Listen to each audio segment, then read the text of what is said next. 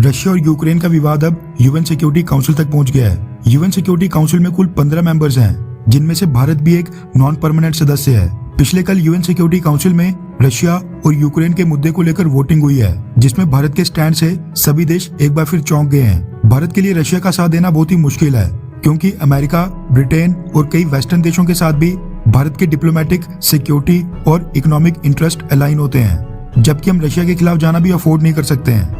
Russia के साथ भी हमारे काफी पुराने सैन्य संबंध है। ऐसे में ये विवाद शुरू से ही भारत के लिए बहुत ही चैलेंजिंग था।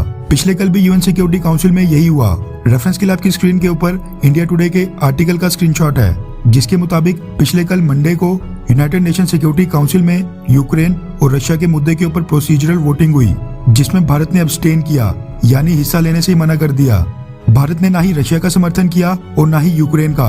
दरअसल पिछले कल यूएन सिक्योरिटी काउंसिल के 15 मेंबर्स, जिनमें 5 परमानेंट मेंबर्स हैं, इन सब ने मिलकर डिसाइड करना था कि जो रशिया यूक्रेन बॉर्डर के ऊपर स्थिति बन गई है, क्या यूनाइटेड नेशन सिक्योरिटी काउंसिल में उसके ऊपर चर्चा होनी चाहिए या फिर नहीं।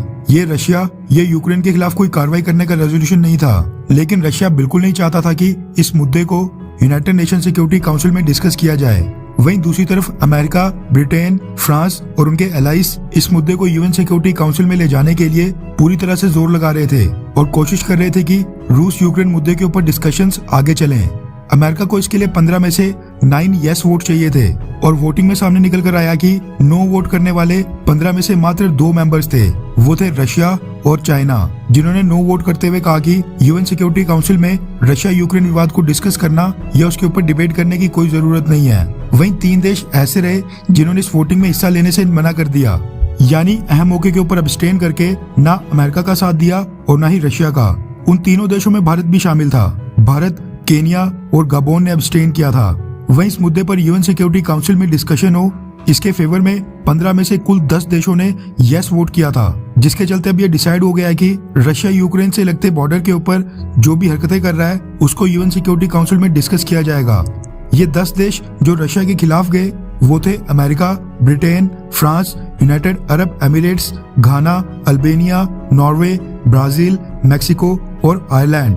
ये सभी 10 देश चाहते हैं कि रशिया से सवाल पूछे जाएं और रशिया को कटघरे में खड़ा किया जाए और जरूरत पड़ी तो यूएन सिक्योरिटी काउंसिल के देश मिलकर रशिया के ऊपर कोई कार्रवाई भी करें। रशिया बेशक ये प्रोसीजरल वोटिंग हार गया हो, लेकिन भारत का वोट डिसाइडिंग बिल्कुल नहीं था। रशिया कोई एक वोट से नहीं आ रहा है। अगर भारत रशिया के फेवर में वोट कर भी लेता तो भी अमेरिका ही जीत जाता और ये मुद्दा यूएन सिक्योरिटी काउंसिल में डिस्कस किया जाता।